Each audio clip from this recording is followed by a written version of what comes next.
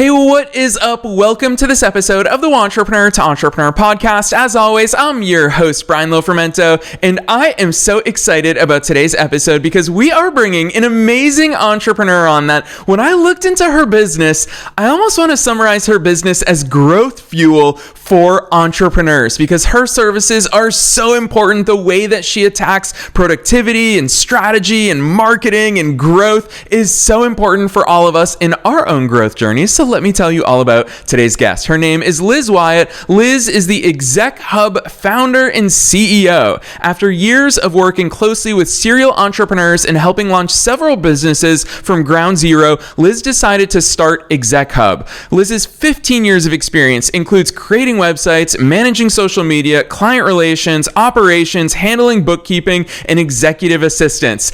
I would argue most of those things are things that we kind of kick that can down the road. We try to ignore those things. They take way longer than they should. We try to procrastinate along the way with all of those. And that's why I love Liz's business. She's honored and happy to help your business grow and succeed. There's so many cool things that she does within her services and really her attitude towards getting stuff done and freeing you up to do the things that all of us need to do as entrepreneurs, which is not a short list. So I love the fact that Liz and her company help out with that along the way. There's so much that we're going to get into in today's episode. So I'm not going to say anything else. Let's dive straight into my interview with Liz Wiatt.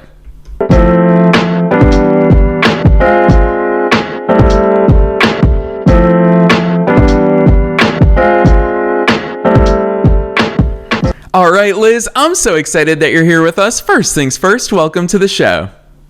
Hey, Brian, so glad to be on and looking forward to our conversation. Yes, and the one thing I didn't tease in my intro is that you're also a fellow podcaster, which I'm so excited for that to be into your mix. So you're doing a lot of cool work, Liz. You got to take us beyond the bio. Who's Liz? How'd you start doing all this stuff?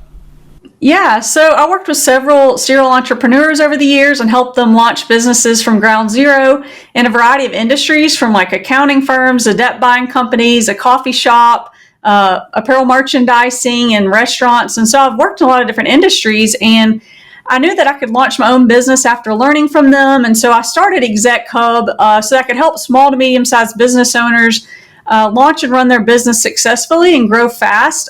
So we can provide an executive assistant, customer success manager, or social media manager, so business owners can outsource our work. They don't have to hire someone full-time in-house, but we can really come in and fill the gaps. Yes, I love that overview, Liz. It is such an essential service and it's such an essential tool to have alongside, especially, I love the fact that you started this conversation from ground zero, talking about those brand new businesses. It can be a lonely journey, and it's something you and I have both personally experienced in our own entrepreneurial journeys. Talk to us about that, because a lot of entrepreneurs, when they first start out, because it's so lonely, they don't realize that there's tools and resources and services that can help them. What types of immediate needs do you start hearing from those new business owners?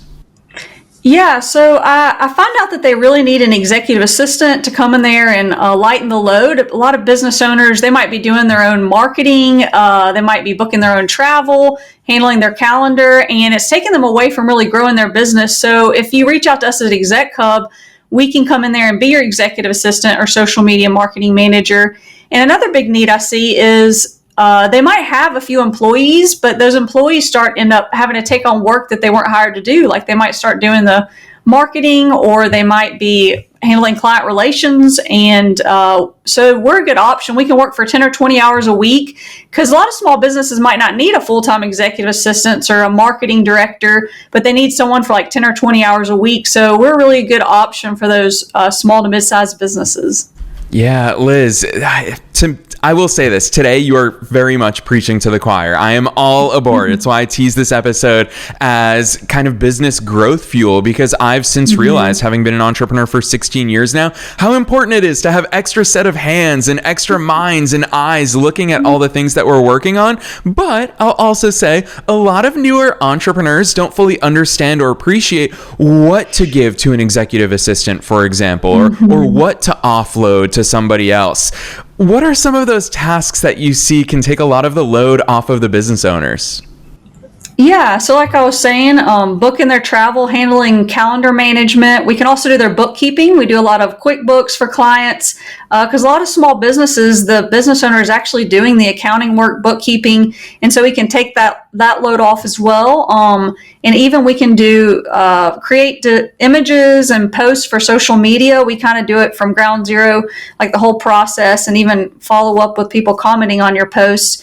And a lot of business owners are even doing their own marketing. It kind of surprises you. You don't realize when you start a business, all the different areas of business you need help with. And so we sit down with the business owner, we hear what your needs are, and we can custom build it. Like one of our clients, we're doing marketing for them, executive assistants, and bookkeeping. And another one, we're just doing marketing. So we sit down and we hear what your needs are, and we can really fill in the gaps for you. Yeah. Hearing that though, Liz, I would imagine so many of these entrepreneurs and business owners, their first reaction to your services is, oh my gosh, but I'm going to lose control. Like, I'm not going to be the one doing that. I'm not going to have the same input that I have when I'm the one who's doing that work.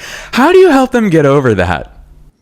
Yeah, so one of my clients, we were their first executive assistant they've ever had, and they were very worried about that, but we started out with like the 10 hours per week, and they're like so appreciative of what we're doing, and we've been able to take it off that they're even referring us to someone else. Just today they told me that, so that's exciting. And I have been an executive assistant for several years, so I know what business owners' struggles are, and even being a business owner myself, I know what you're struggling with. So I come into the meeting with them and I say, hey, here's some things I know I can help you with. And they're like, okay, actually, yeah, that could help. And so they might not even know what their needs are, and I can kind of anticipate them before they can, just from having worked in that industry for so long. Yeah, and I think that's super important that you bring that foresight. It's something that I love about these conversations, and I know that listeners are used to in all of our episodes, is that you are also one of us. You are also an entrepreneur. You're not just the person who's a subject matter expert here. I want to talk to you about onboarding though, because starting to work with an executive assistant, it's hard for a lot of business owners to think, how am I going to give all this knowledge that I've been amassing for whether it's months or years to a brand new person who doesn't know me, who doesn't know my business? How do we get people up to speed to start helping us? Yeah, so before our first kickoff call, I put together a list of questions, so I make sure I gather all the information needed. So we might need access to your different softwares, whether it be emails or your accounting software. Sometimes they want me to manage bank accounts, like make transfers. And then I just get together a list of what their preferences are. Like some people want aisle seats on a flight, or some people want to have their meetings at certain times of the day, and like their method of communication. So I have a list that I go through so that we get really started off on the right steps on what their preferences are and get everything together. So. Yeah, it's funny even hearing you give those examples, because these are things that we don't even think of. We know these things about ourselves, but to communicate them, that's one of the cool things that I think you've done at Exec Hub, is you have that onboarding sequence, a questionnaire to understand them, things that they might overlook themselves. Liz, what are some of those strategic things? Because I can only imagine, I've never been a social media manager, but I can imagine if I was doing somebody else's social media, I'm going to need pictures from them. I'm going to need their brand assets. I'm going to need to understand their brand colors. How the heck do you go about transferring and giving access to all of these things that people probably need to help out when it comes to business and social media? Yeah, so first off, we get access to their different social media platforms, and I take a look at their industry. So like, for instance, one group, we're working for a church, and I look at other churches in the area, kind of what they're doing, what the trends are. There's certain trends in different posts, or whether it's like an accounting firm or whatever the needs are. And I will put together a social media calendar, say they want 2 posts a week, and I'll show what the post is. I'll write the content, I'll design the images, and they do provide me with the photos. Like they usually share a folder with me. And so I'm able to pull from that. And if I know I see a need, we need a certain picture of something, I can just communicate with them. And we meet once a week, usually for 30 minutes, to go over what the needs are and kind of the upcoming posts or ads that we're going to be posting. So. Yeah, I love that you give us insights into those meetings, because I remember thinking back to early on in my entrepreneurial journey, the first time that I hired someone, Liz, I asked myself this question. I reflected on this quite a bit, which is, don't I now have additional work in managing somebody else and making sure they have their workload and making sure I give them what they need to succeed? It's adding work for me. And I didn't necessarily feel or see or understand the benefit side of that equation of all the work that they were taking from me, so I could focus on the other things. Talk to us about that dynamic, because as business owners, you relate to this. There's so much that we can do that managing someone else, it's another thing on our plate. What's the extent of that look like? Is it limited to those 30-minute calls every week? Is it that simple, or are there other considerations? Yeah, so we were able to really get a lot done in the 30-minute meeting once a week. So when we meet, we go over what are we doing this week. Like I'll put together a list of like, hey, this is our action items for this week, and they'll answer any questions. And then I'm able to just get off the phone and we're able to get to work and accomplish what we need. And we might just need an email or a text throughout the week. But a lot of the clients, we've not had to extend the conversations longer than that, because we're able to have the goals for this week, get them done. And then the next week at our 30-minute meeting, we can kind of readjust and say, hey, what do we want to focus on this week? So we kind of take it a week at a time. We plan for 6 months out, but then in our weekly meetings, we can make those, adjustments along the way. Yeah, I love that, especially because one question I talk about a lot in these episodes is timeline. I think it's fascinating to hear how differently different business owners and entrepreneurs and visionaries look out into the future, because the world is changing faster now than it's ever been changing before. Liz, you mentioned that 6-month timeline. It's cool to have kind of that vision and that at least direction of what we're looking to go in. How does strategy play into all of this? Because I know that that's part of the expertise that you bring to the table, is not only understanding the tasks at hand, but the strategy that supports the very businesses that you work with. How do you incorporate strategy into the way that you and your clients are viewing the work? Yeah, so I talk with each business owner and they have different goals, and then with the marketing, it's really good to plan out in advance, because different things can come up and you might need to make adjustments, but it just saves you time and gets you really organized. And then with the executive assistants, the last thing a business owner wants is to last minute try to figure out their travel and any kind of meetings. And when you plan in advance, it allows you to really focus on the work at hand. So that's why we take the load off of them. And even one client we have right now that we're an executive assistant for, we already have their travel that's booked for, their spring break with their family. And so they've said, wow, I feel like I'm way ahead of the game. And that's what we really want to do as Exec Hub, is get these business owners to where they can really focus on what they need to focus on right now, by us handling everything even months in advance. So. Yeah, Liz, you use that example of spring break, and I think that that's important for us to call out right now, because a lot of people, especially here on a business podcast, a lot of people might think, well, we're explicitly talking about outsourcing business needs and business tasks, but it's really cool to hear, and I know that you've lived inside of this world of executive assistants, can take things off of your plate personally. The first time that I really breathed a sigh of relief, Liz, was when I had my executive assistant call. It was my internet service provider at the time. Typically a very painful experience of waiting on hold, and to have someone else do that for me freed me up, not only timeline wise, but also mentally. I didn't have to sit on hold and get frustrated. Talk to us about that dynamic between the business stuff that we all inevitably know we need help on, but also how important it is to be supported personally as well. Yeah, well, a lot of business owners, they might own multiple houses, or they might go on a lot of personal travel with their family. They might be very successful. And so that's a full-time job, just managing all their family. Some of them even have 4 children. And so we can even add their family calendar on there, whether it's picking up the kids, and, they go home and their wife's trying to tell them everything, and it's hard to remember it all. And so we can kind of help them out on that end. We'll pay off their credit cards. We can do bookkeeping on the personal side as well. And as you know, as a business owner, there's tons of needs even on the personal side. So Exec Hub can even help with some of that as well. Yeah, that honestly, it's such a sigh of relief. And for me, throughout 2024, one of the biggest things that I've realized is most things I do, if I can create a system and a process behind it, it's not just me who's capable of doing these things. Talk to us about the importance of those SOPs, standard operating procedures, those things. Is that something that your clients typically have? Is it something that they should have? I guess this extrapolates beyond just your business as a fellow business owner. Is it something that's important on our end to create those SOPs? Walk us through that whole world. Yeah, so some of the clients we're working with, we are helping them with their operations and getting that more automated. Like we even give recommendations on different softwares they can use that can save them time.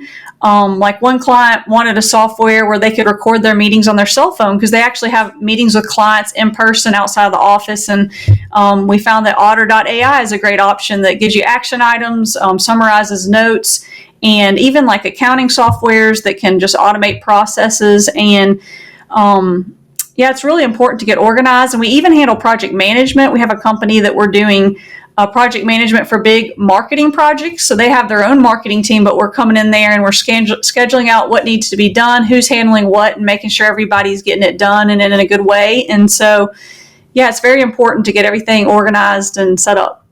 Yeah, for sure. Liz, I want to switch gears a little bit because one thing I also love about what you do at Exec Hub is customer success services. I would argue that a lot of people have probably heard of executive assistants already. They've, of course, heard of social media managers.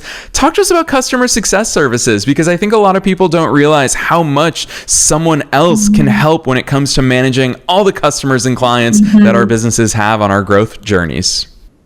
Yeah, this is an area I really love. I think treating your clients well and making sure you ensure client retention is really focusing on them. So as a client success manager, we can onboard your new clients. We can check in with them on a weekly or monthly basis. We can also call them and see if there's things we can do better or improve on, and then report back to the company on what we've heard. And also we can upsell services. So say one client is using you for one area, but your company also offers other services they might not know about. And we can kind of see, hey, we noticed that we're doing this for you, but we also have these other services that we know can help out with you. And so we can even put together proposals and send those to your clients and make sure that your annual renewals are happening on time. And we also send gifts to clients. We can meet with them in person. And it's really good to ensure you have good relationships with your clients to make sure that they want to stay with you, and clients want to hear from their team and make sure that they're cared for right. So we really enjoy helping you out in that area. Yeah, Liz, I want to ask you about when, because all of these things, as I said, they're all growth fuel for businesses. And I just imagine the leg up, the big advantage that any business has when they have someone who can focus on all of these areas. And I'm not just talking about having that executive assistant. I'm also going to layer on top of that, Liz, your expertise and the fact that you're thinking about sending gifts to clients. A lot of entrepreneurs probably wouldn't even think about that, so they wouldn't identify it as a need. When should we start thinking about this? Because we all benefit from it. Is there a time when it's too soon? Is there a time when we should realize, holy cow, I have too much on my plate? Like, now's the time that I need to talk to someone like Liz. Where in our business growth journeys does this become viable for us? Yeah, so Exec Hub can help you out from day one to any part of the journey. We even have had clients reach out to us that know they're launching a business in January and they wanted advice on putting together a marketing strategy, and we helped them with that. And so, there's really not one point that you need Exec Hub. It can be at any point along your journey. We're happy to come in there and really help you out. And like I said, we can custom build our services based off your needs. And there's one thing I like about Exec Hub is we're a one-stop shop for executives. So business owners, if you're like, hey, I have a need, call Exec Hub. We can find a way to help you out and custom build it to really help your business grow. So Yeah, Liz, I'm going to ask you the inevitable question. I'm sure you hear it all the time, and I'm not going to push you for numbers because obviously at the end of the year, the beginning of a new year, numbers are always changing, and there's no one way to answer this question. But I know that when you talk to people about this, they must ask, well, how much does this cost? Is this something that's even a possibility for me? How do you talk about costs when it comes to customers, knowing that, of course, there's all different levels of engagement, and some people need very few things, some people need the entire gamut of your services. How do you even begin to talk about that entry point for pricing? Yeah, so we really base it off on, a lot of our options are 10 or 20 hours per week of work options, and it's just billed at the end of each month. We send a bill at the end of the month for the prior work.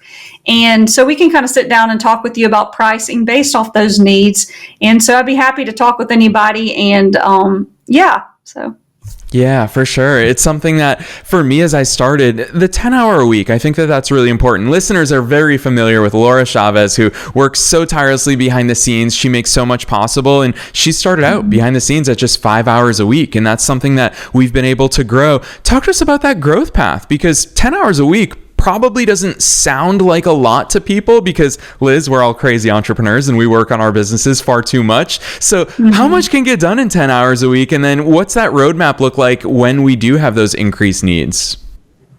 Yeah, so a lot can actually be done in 10 hours a week. I was actually more surprised than I thought when we got started with it. And like one client, we're doing 10 hours a week. We're able to manage their bookkeeping. They have a new business we're doing their marketing for, and we're even helping them with executive assistants. And they're a smaller team, and so they didn't need like the 20 hours or 40-hour a week person to help. And so we can really fill in those gaps and knock out work just so that they can regain more time onto their plate. So, and then if people want to expand to a higher amount of time, whether it's maybe they need us for 20 hours a week, we can adjust that and give you more hours if we see, hey, wow, you need way more help than 10 hours a week. We're happy to expand our services. So.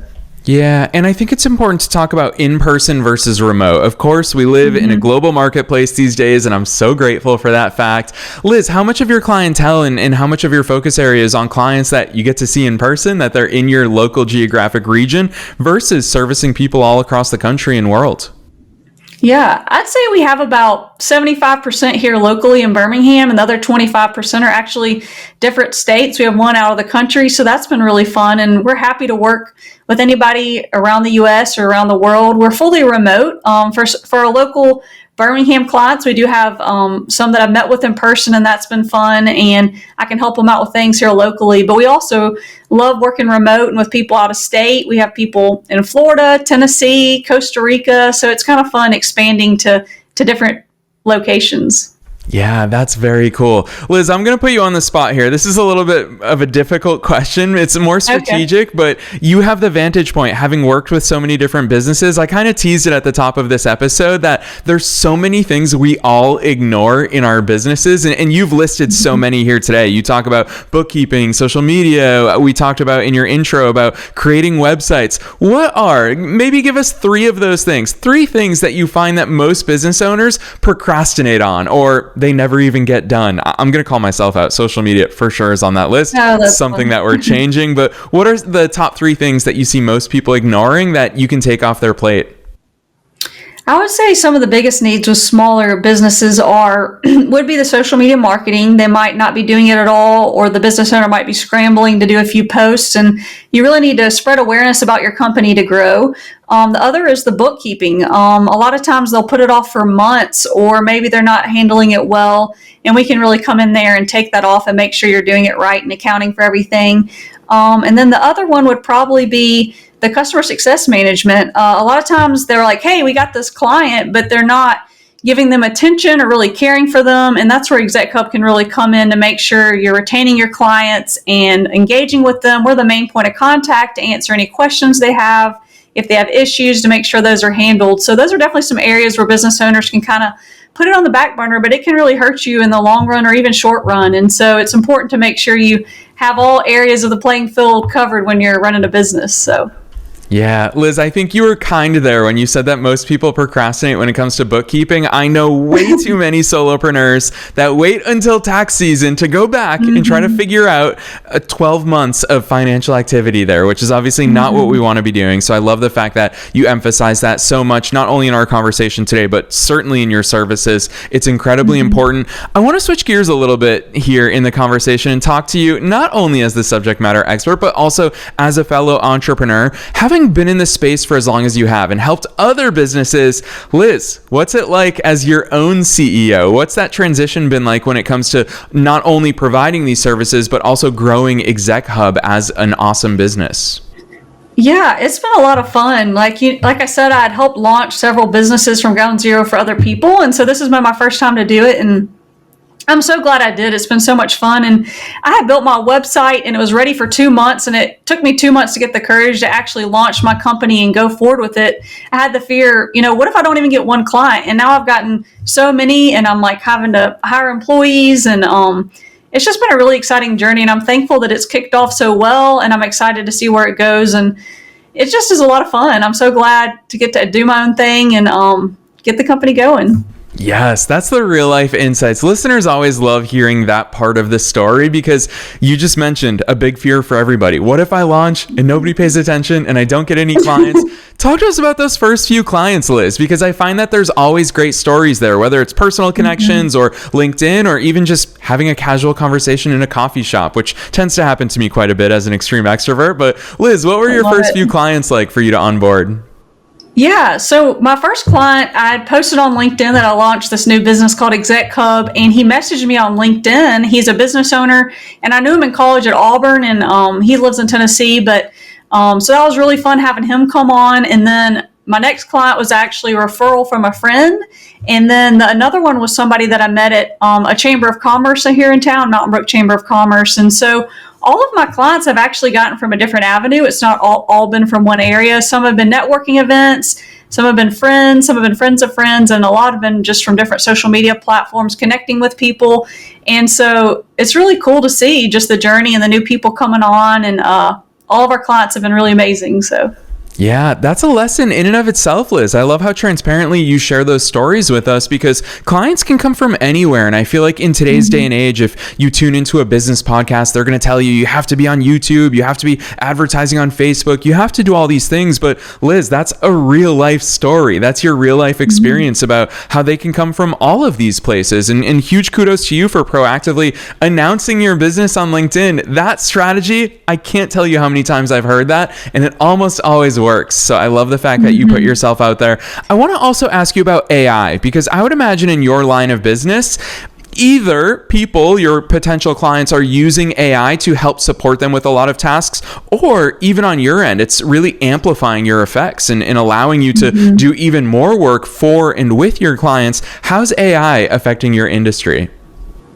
Yeah, it's been a lot of fun. With different clients, we've been able to collaborate on different automated softwares. I've been able to recommend some to them that they've never used before, and sometimes they'll introduce me to one that's new, and I'm able to study up on it, learn it, and use it for my business, help it improve their business. And so it really becomes a collaboration area since we work with a lot of different industries to say, hey, this has really worked out. You should try this one, and it can save time, and we have stuff that can be like whether it's taking notes or automating bookkeeping or even ways to project management stuff. We have a lot of different softwares we can recommend that to make sure projects are getting done and tracking timelines for that. And so it's really important to use AI this day and age, and so it's been really cool to implement that. Yeah, Liz, it's funny. All the guests that I've had on recently, I've been asking this question so much more over the past few months, and we're all using AI differently. You mentioned project management. That's one area that I've definitely been focusing a lot more, especially since nowadays, I mean, we can upload project files and we can upload our internal documents and SOPs and have it start mapping out responsibilities and timelines of projects. I personally love that. What are some of those ways that you're using AI as opposed to just, I think the biggest mistake is too many people hop onto ChatGPT and they say, give me a 30-day content calendar. So rather than us just being lazy and doing that, Liz, what are some of those real life ways you're using it? Now, I like some ChatGPT if you use it right, but I would say with the project management, some tools we use are Miro is a good board where you can collaborate with team members. You can pin posts in there, articles, and assign work to people. You can do commenting. And then also Notion's a cool one to use if you're wanting to assign tasks to people, have timelines. You can save documents in there. So there's a lot of tools out there you can use to really manage teams and keep everybody on a timeline and it all organized in one place. And so, yeah, we've used those in different ways. Yes. Oh, gosh. I want to echo your recommendation of Notion. All of my businesses live inside of Notion. There's so many capabilities in there. It's pretty much all of my favorite tools rolled up into one. So I love those insights. Liz, as we come towards the end, I want to squeeze two more questions in with you because the first one is really about productivity. You are a business owner. You are a boss to other people. You are doing services yourself. You are also a fellow podcaster these days. There's so many different, and on top of that, you obviously have your personal life. So there's so many different hats that you wear. How do you structure, whether it's your days, your weeks, your months, how the heck do you manage your time personally? Yeah, I've definitely started doing the time blocking. So I have my set meetings and I block out time to finish projects on my calendar. It makes me really make sure I stay on top of everything. And, if you don't block out time for things, it just won't get done. And so I really stay on top of it all and make sure I get things done with clients, and I even track my time with clients to make sure I'm giving them the time they need. And they might even want to know what I did during the time. And so I make sure we have a list of all that and it all tracks so that everybody knows what got done. Yes, so important. People are always surprised. You and I were talking a little bit off air before we hit record today. People are always surprised about the fact that I manage a 5-day-a-week podcast and it only takes me 1 day a week. I still have all the other days in the week to completely get work done and manage my emails and manage my team and do all the other things. And it's because I batch that productivity. I just say, hey, Tuesdays are my interview days, and that's it. And that's the only thing that I focus on that day. So I love those insights, Liz. This last question, it's super broad. You can take it in any direction you want, and that is, what's your one best piece of advice? Knowing that we're being listened to by entrepreneurs and entrepreneurs at all different stages of their business growth journeys, what's that one thing that you want to impart on them here today? I would definitely say, if you're considering launching a business, is to just take action and do it. You can really be held back by fear or worries, as it took me 2 months to get the courage to launch it. But after you launch it, you can make adjustments and improvements, and you'll hear from your clients and customers ways that you can do it better. And you won't know that till you actually launch it. And so in any area of business, whether you already launched or haven't, is you need to just take action and do it and learn from it and ask your clients and customers what they think, ways you can do better. And then you'll get that feedback and know how to improve. And so that's one way as a business owner, is to just do it. We can wait, but when you do it, you hear the results, you see it, and can make adjustments and improve. So. Yes, so well said, and very important advice. Liz, I love the fact that you call yourself out with that advice of your 2 months of nervous waiting before you actually took the plunge, because you're right. We learn so much more when we're actually on the field playing the game. That's where we get the most valuable feedback. So Liz, you've been a wealth of knowledge. Honestly, you've dropped so many strategies on us here in today's episode. It's why I always say that success leaves clues, because not just the stuff you've shared with us, but also your own journey, your own way of thinking about things and approaching business. I think there's so many lessons in there. So for listeners who want to inevitably go deeper into all of these services that we've talked about from Exec Hub here today, drop those links on us. Where should listeners go from here? Yeah, so you can find us on our website at execworkhub.com, and then on LinkedIn, Facebook, Instagram, you can find us at Exec Hub. We'd be happy for you to reach out. And as Brian was talking about, I have a podcast called Exec Hub Podcast, and I interview other executives and business owners so we can learn from them, and we'd be happy for you to tune on. It's posted on our social media channels. So. Yes, listeners, you already know the drill. We're making it as easy as possible for you to find all of those links down below in the show notes, wherever it is that you're tuning in to today's episode. But Liz's business website, super easy to remember, execworkhub.com, or just click right on through from the show notes. Don't even try to remember it. Just click right on through from the show notes. You'll also find a link to Liz's podcast as well there. So don't be shy in consuming even more amazing business content that pushes you forward and gets you to take action. So Liz, on behalf of myself and all the listeners around the world, thanks so much for coming on the show today. Thank you, Brian. Really enjoyed being on here, and hope everybody has a great week.